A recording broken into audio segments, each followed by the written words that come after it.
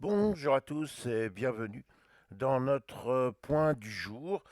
Un début de semaine plutôt sympathique avec pour le CAC 40 une hausse de plus 0,50%. Hier matin, nous indiquions que l'on allait se rapprocher de la résistance des 7600 points, mais que là, il y aurait peut-être un peu quelques difficultés, un peu comme un cavalier qui renacle devant l'obstacle et qui préfère peut-être reculer un peu avant de prendre un nouvel élan.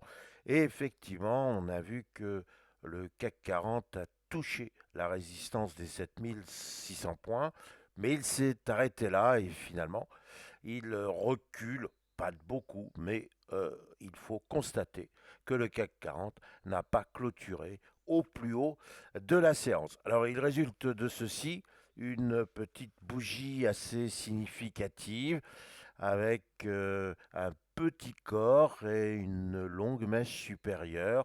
Donc on voit bien que les acheteurs n'ont pas trouvé le moyen de s'affranchir des 7600 points et il est vrai qu'il y a encore beaucoup d'incertitudes pour ainsi continuer sur un périple haussier qui devient déjà assez remarquable si l'on regarde ce qui s'est passé tout au long de ce mois d'avril, finalement un très joli mois.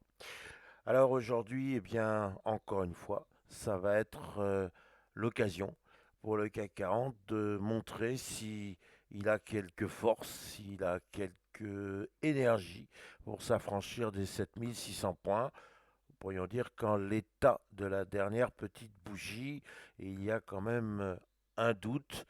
Alors ce doute, il serait levé si aux États-Unis, on veut bien se reprendre. Et pourquoi on se reprendrait? Eh bien tout simplement parce que M. Trump serait contraint de reculer sur ses volontés de taxes douanières. Alors, nous allons voir ce qui se passe aux États-Unis, mais il est toujours question de taxes douanières et sans véritable élément de joie sur le sujet, il nous faut rester encore prudent. Le passage des 7600 points n'est pas, à nos yeux, encore tout à fait acquis. Si maintenant nous partons aux États-Unis, nous allons constater qu'il y a eu, ça c'était la semaine dernière, un magnifique passage de la résistance des 5400 points. Nous en avons parlé depuis plusieurs jours. Nous savons qu'effectivement, c'était le point de départ. C'était le point de départ au mois de septembre d'un très très beau parcours haussier qui s'est complètement retourné, donc qui a été éliminé, et éliminé avec une grande force baissière. Et encore une fois, c'était l'annonce des taxes douanières, les craintes que suscitait la politique de M. Trump, politique qui en réalité est très changeante et ce changement, ces contre-pieds, tout ça ne plaît pas, mais alors pas du tout au marché financier qui, comme tout le monde le sait, a un gros besoin de sérénité, de savoir où on en est. Alors, depuis le mois d'avril, on a vu que M. Trump a été obligé de se montrer pragmatique, qu'il a abandonné un certain nombre de contraintes douanières, qu'il commence un peu à négocier tout azimut. Et effectivement, ça, c'était une excellente chose. Alors, le marché américain est encore fébrile, il est encore fragile. Et ici, il y a un passage effectif des 5400 points. On est encore dans une phase d'hésitation, une phase où l'on se cherche. Alors, sur le graphique, c'est assez intéressant parce que l'on voit que nos interrogations se retrouvent avec l'élaboration de ce que l'on appelle une pierre tombale, à savoir une petite bougie pratiquement sans corps, mais avec des longues mèches supérieures et inférieures, et en espèce une mèche inférieure qui est assez imposante. Alors cette bougie ressemble un peu à une pierre tombale, un cercueil comme on veut.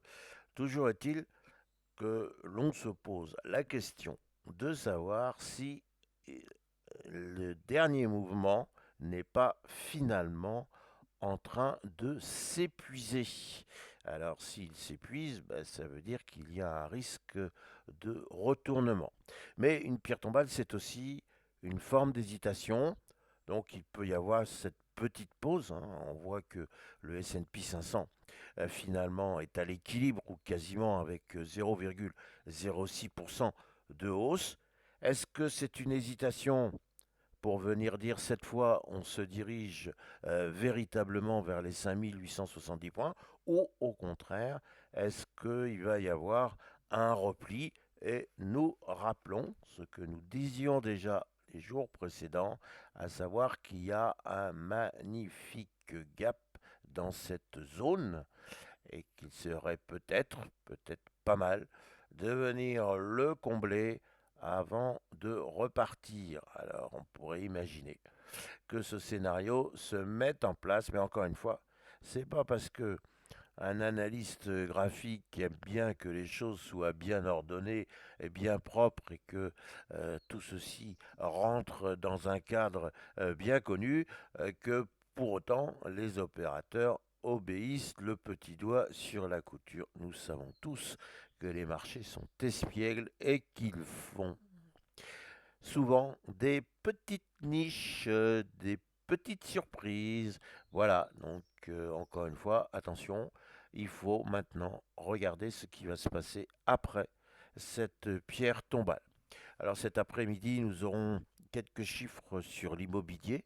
Ça nous permettra de savoir si le moral, notamment des promoteurs, est au beau fixe. Et puis il y aura un indice, l'indice de confiance du consommateur. Alors certains pourraient dire, mais vous n'aviez pas déjà parlé de l'indice de confiance du consommateur américain vendredi? Alors oui, mais ce n'est pas exactement le même. L'indice publié vendredi dernier, c'est l'indice de confiance calculé par l'Université du Michigan. Et là, aujourd'hui, nous aurons l'indice de confiance officiel du consommateur. Nous ne revenons pas sur ce que nous répétons souvent, à savoir que la croissance américaine repose sur la consommation.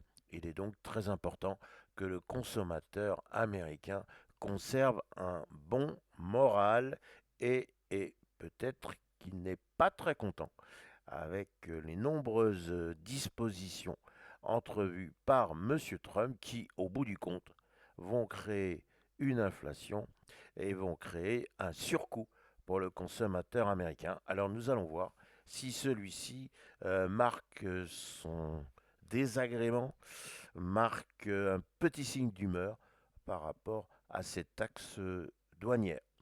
Voilà les réflexions du jour. Il nous reste à vous souhaiter une excellente séance empreinte encore d'une certaine prudence. Merci.